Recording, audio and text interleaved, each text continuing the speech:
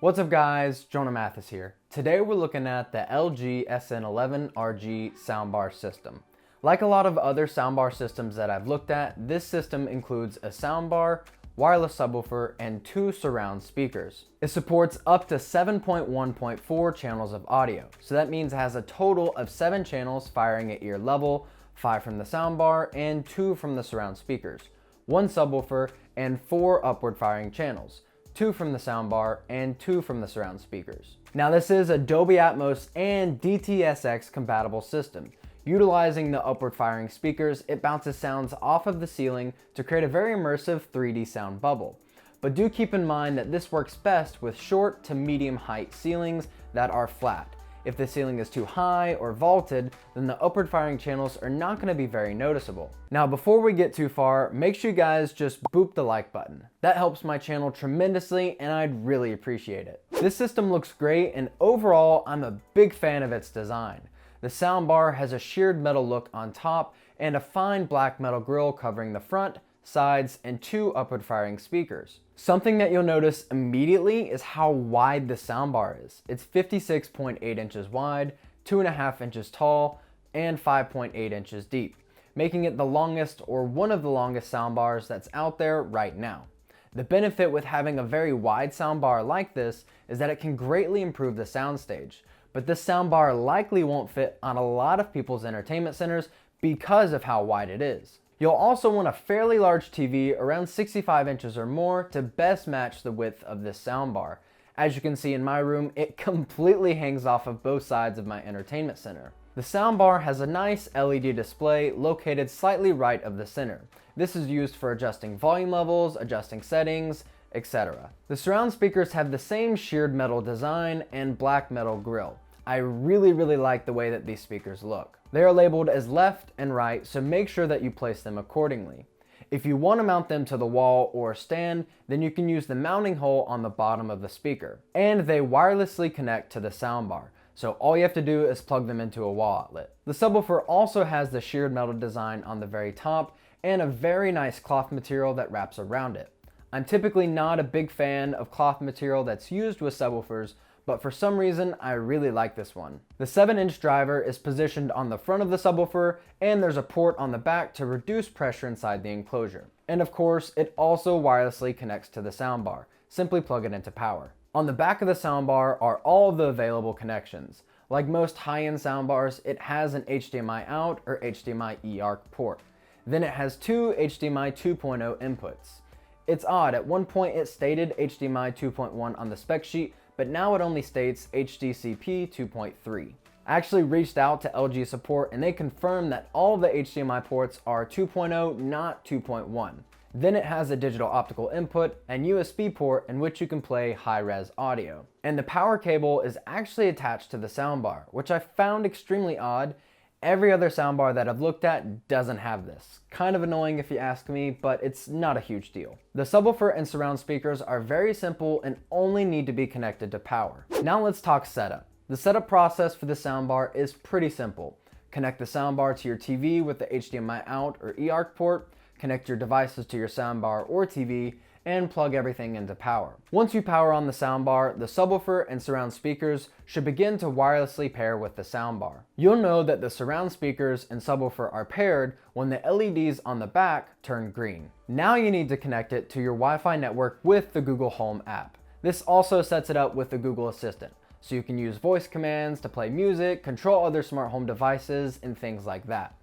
Once the setup process on the Google Home app completes, it will prompt you to open the LG Wi-Fi speaker app. So yeah, it's kind of odd. It has 2 different apps to control it, but it's not too confusing, I promise. The LG app is where you can adjust all of the soundbar settings. Something that they immediately recommend is to run the AI room calibration. Make sure you do this during the day when everyone's awake because it's very loud.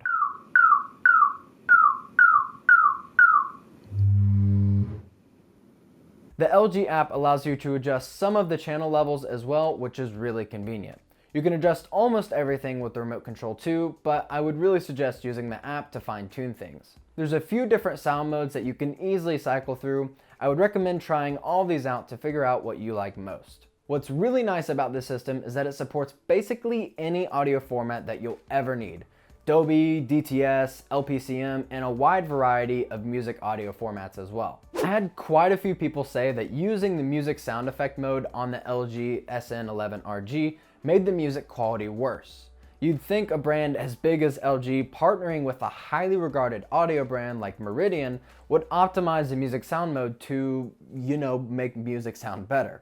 Well, regardless of the sound mode that you select, listening to music on the system just doesn't sound as good as others in this price range. The Sonos Arc, Samsung HWQ950T, JBL Bar 9.1, and Nakamichi Shockwave Ultra easily outperform this system in terms of music playback. Now that's not to say that it's horrible, but it's definitely not amazing in comparison.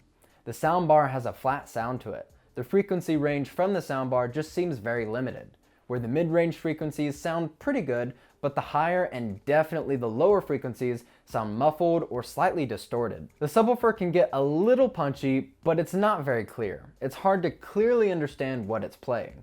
Although this does seem to be a case-by-case basis, it's not always like this. The surround speakers play in ambient mode, so they aren't very loud at all while listening to music. What I would love is if you could play the surrounds in full mode or mirror the left and right audio channels while listening to music. Overall, for music, it's not horrible, but I wouldn't get your hopes up too high. Again, as I say in most of my soundbar reviews, I'm not going to provide any audio samples or comparisons because it doesn't provide an accurate representation of how the system sounds. So if you saw my Dolby Atmos soundbar comparison video, you know that I was pretty harsh on this system. The LG SN11RG definitely fell short of my expectations. I expected to get a heck of a lot more than you get from the system. If you haven't seen that video yet, then definitely make sure you check it out after this video. Link in the description. Alright, so I originally said that the LG SN11RG didn't make me say wow to myself while testing it. I'm gonna partially retract that statement. Put that on the record.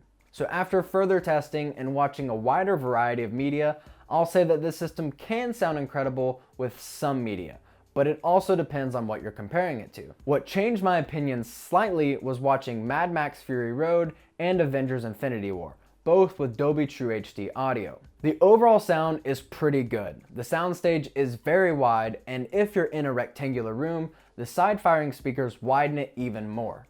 Dialogue is clear, although you may need to adjust the center channel level some. Most everything in the mid-range frequencies sounds great. The upward firing speakers are fairly clear and noticeable if your ceiling isn't too high or vaulted. This system seems to be able to keep up with the action most of the time. The upward sound effects can sound tinny at times from both the soundbar and surround speakers. I noticed this specifically with Rain. At times, it felt like the sound effects weren't placed exactly where the movie intended them to be.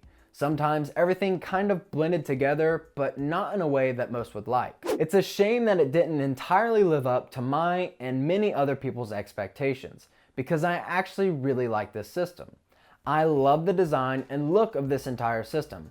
I love how the soundbar looks, the sheared metal design, the metal grille, the upward firing speakers, the display, all of it.